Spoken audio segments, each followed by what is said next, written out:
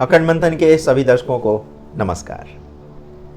मैं हूं शेखर त्रिपाठी और आप देख रहे हैं हमारा YouTube चैनल अखंड मंथन। भविष्य मालिका वेब सीरीज के 17वें सीजन के बाद अब 18वां सीजन आरंभ हो चुका है, जिसमें आपने तीसरे एपिसोड में देखा कि कैसे घोर कलिकाल के अंत में समाज में रहने वाले लोग कितने बदल जाएंगे और कैसे अब से 5 वर्ष बाद होने वाला है कल्कि भगवान का अवतार। अब देखिए आगे की भविष्य मालिका की कहानी। तो कल्कि कल्प में लिखा गया है कि असली खेल तो वर्ष 2023 के बाद से ही आरंभ हो जाएगा। इसी 2023 के बाद भविष्य मालिका ग्रंथ के बारे में संसार के अधिकतम लोग को जानकारी मिलेगी और उन्हें ये पता चलेगा कि इस तरह का भी कोई ग्रंथ है जो कि 600 वर्ष पूर्व लिखा गया था और जिसमें आने वाले 600 वर्षों का भविष्य भी लिख दिया गया था। ये वर्णन इतना सटीक किया गया था उस समय कि आज उसकी एक एक बात सत्य होती नजर आ रही है। इसमें लिखा गया था कि जब नीलांचल क्षेत्र छोड़कर भगवान चले जाएंगे तो रत्न चंदुआ में आग लग जाएगी। इसी दौरान रात्रि के समय श्री जगन्नाथ मंदिर में चोरी की घटना भी घटेगी। विरचित चौतीसा में लिखा गया है कि इसी समय भगवान का धरती पर जन्म होगा और लोग ये कहेंगे कि उन्होंने कल्कि भगवान का साक्षात्कार किया है। लेकिन ये दर्शन सभी को नहीं होंगे, क्योंकि भगवान आम लोगों की बुद्धि का हरण कर लेंगे और ऐसे लोग ये समझ ही नहीं पाएंगे कि किसी भगवान का जन्म भी हो चुका है।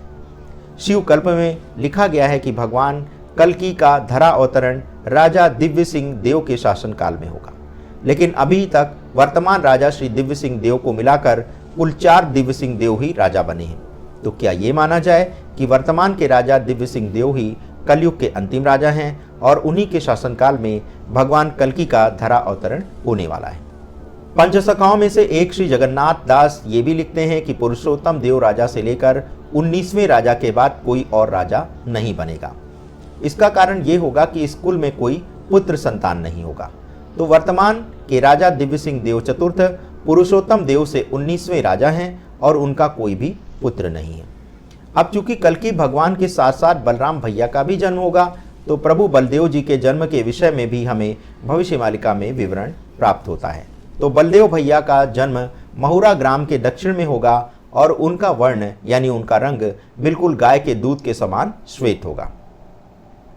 उनके घर के पश्चिम भाग में कदम्ब का वृक्ष होगा और कल्कि और बलराम भैया मिलकर ही कलयुग में अपनी लीला आरंभ करेंगे। वैसे बलराम भैया का जन्म विश्वकर्मा नामक ब्राह्मण के घर पर होगा, जिसके पास गोदावरी नदी बह रही होगी। इसी गोदावरी नदी के पास पटना नाम का एक गांव होगा, जहां विश्वकर्मा नामक ब्राह्मण निवास करेंगे। यहीं पर बलराम भैया का भी निवास होगा और वे गुप्त रूप से कल्कि भगवान से मिलते भी रहेंगे। इसी दौरान बहुत से लोग कल्कि भगवान ही नहीं बल्कि बलराम भैया को भी खोजने का प्रयास करेंगे, लेकिन किसी को इसमें सफलता नहीं मिलेगी। बलराम भैया भी अति गुप्त रूप से निवास करेंगे और उनके होने की जानकारी भी किसी को नहीं होगी। शिशु अनंत दास की मलिका में बलराम भैया का जन्म कर्नाटक में होना भी बताया गया है। इसी प्रकार से अन्य देवी देवताओं का भी जन्म इसी के आसपास होगा, जबकि माता लक्ष्मी का जन्म श्री क्षेत्र अर्थात श्री जगन्नाथ क्षेत्र में होगा और जिस दिन कल्कि भगवान का जन्म होगा उसी दिन देवी लक्ष्मी का जन्म भी अनंत पांडा के घर पर होगा। इसी बात का प्रमाण देते हुए महापुरुष श्री अच्युतानंद महाराज कह रहे हैं कि माता लक्ष्मी का जन्म नीलांचल क्षेत्र में होगा अर्थात श्री क्षेत्र जगन्नाथपुरी में होगा। अमार जमार संहिता में लिखा है कि इटुआ नामक स्थान पर देवी सुभद्रा का जन्म होगा। ये माँ योग माया ही सुभद्रा हैं और ये वही कन्या हैं जो कंस के हाथ से छूटकर ये बता गई थी कि कंस को मारने वाले कृष्ण का जन्म गोकुल में हो चुका है। इसी इटुआ में माता द्रौपदी का भी जन्म हो चुका है। श्री अच्युतानंद महाराज ने अपने ग्रंथ चकड़ा मड़ान में लिखा है कि महामाई आदिशक्ति जगदम्बा ने पागल जैसा वेश धारण कर रखा है और भिक्षा मांग रही हैं। इसीलिए महाशक्ति जगदम्बा को कोई पहचान नहीं पा रहा है।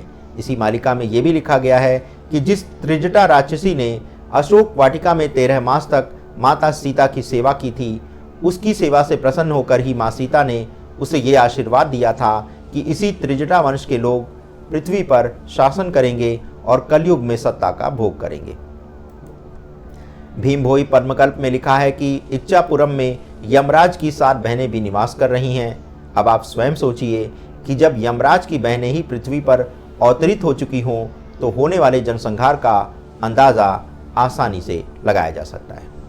यमराज की ये सभी सातों बहनें कलियाबोड़ा के गुप्त शमशान में अदृश्य रूप से निवास कर रही हैं। महापुरुष श्री अच्युतानंद अपने शिष्य श्री रामदास से कह रहे हैं कि यमराज की सातों बहनें एकाक्षर मंत्र द्वारा तुम्हारी परीक्षा लेंगी, इसलिए तुम तैयार रहना। उन्हीं के चकड़ा मड़ान ग्रंथ में लिखा गया है कि विश्वामित्र ऋषि प्राचीन नदी के तट पर एक यज्ञ कुंड के पास गुप्त रूप से निवास कर रहे हैं। इसी ग्रंथ में भगवती देवी के चित्रोत्पला के उत्तर दिशा में किसी स्थान पर रहने का वर्णन भी प्राप्त हो रहा है। यहाँ पर देवी भगवती गुप्त रूप से निवास कर रही हैं। इसी प्रकार से भगवान विष्णु के वाहन गरुण देव का जन्म ब्रह्मपुर में एक ब्राह्मण के घर पर हो चुका है। इसी प्रकार से धवलगिरी पर्वत के पास जाम्बवान का जन्म हुआ है। आपको बताते हैं कि आखिर ये जाम्बवान हैं कौन। तो जाम्बवान श्री रामचरितमानस के वे स्तंभ पात्र हैं जिन्होंने श्री राम की सारी सेना के मनोबल को और उनमें उपलब्ध शक्ति एवं उपलब्धि को श्री राम की ओर लगाए रखा। किसी की योग्यता को पहचान कर उसका सही जगह पर उपयोग कर लेना बहुत बड़ी योग्यता होती है, जो केवल ईश्वर के प्रति संपूर्ण शरणागति के बगैर संभव नहीं है। जाम्बवान जी ने भगवान श्री राम की सेना संगठित करने के दौरान ही सही व्यक्ति का सही स्थान पर उपयोग किया था। जाम्बवान का जन्म ब्रह्मा जी के मुख से तब हुआ था जब सृष्टिकर्ता देवता ने जम्भाई ली थी, इसीलिए उनका नाम जाम्बवान पड़ा। उन्होंने भगवान हनुमान को भी उनकी शक्ति का एहसास कराया था। जाम्बवान समुद्र मंथन के समय भी थे और जब से महाबली से तीनों लोग जीत रहे थे तब उन्होंने एक ही छलांग में वामन की 21 बार परिक्रमा की थी। ये जाम्बवान त्रेता में श्री राम एवं द्वापर में श्री कृष्ण के समय भी उपस्थित थे। जाम्बवंत की कन्या जाम्बवती का विवाह भी भगवान श्री कृष्ण के साथ हुआ था। ये जाम्बवान अब कल्कि अवतार के समय भी रहेंगे और वर्तमान समय में उनका निवास धवलगिरी की पहाड़ियों में बताया जा रहा है। इसी धवलगिरी पर्वत पर जाम्बवान गुप्त रूप से निवास कर रहे हैं। अब आपको सुग्रीव के बारे में बताते हैं कि सुग्रीव का जन्म भी हो चुका है, जिनका त्रेता युग में नाम सुग्रीव था। अब द्वापर में वो सूरसुत के नाम से प्रसिद्ध हुए हैं, जबकि कलयुग में उनका नाम ब्रह्मानंद अधिकारी है। सुग्रीव बाली के भाई एवं वानरों के राजा थे और माता सीता के हरण के समय हनुमान जी ने श्री राम से सुग्रीव की मित्रता कराई थी। तो ये सुग्रीव का जन्म भी अब कलयुग में हो चुका है। तो सुग्रीव वर्तमान समय में जरिया गांव में हैं और उनके माता पिता का नाम क्रमशः मुकुंद एवं पार्वती है। तो प्रिय दर्शकों, भविष्य मालिका के 18वें सीजन के आज के चौथे एपिसोड में बस इतना ही। मिलते हैं इसी सीरीज के 5वें एपिसोड में कुछ नई जानकारियों के साथ। तब तक के लिए हमें अनुमति दें, और यदि आपके पास भी भविष्य मालिका से जुड़ी कोई गूढ़ जानकारी है जो अभी हमने चैनल पर नहीं साझा की है, तो ऐसी जानकारी आप हमारे व्हाट्सएप नंबर 7905414965 पर हमसे साझा कर सकते हैं। धन्यवाद। नमस्कार।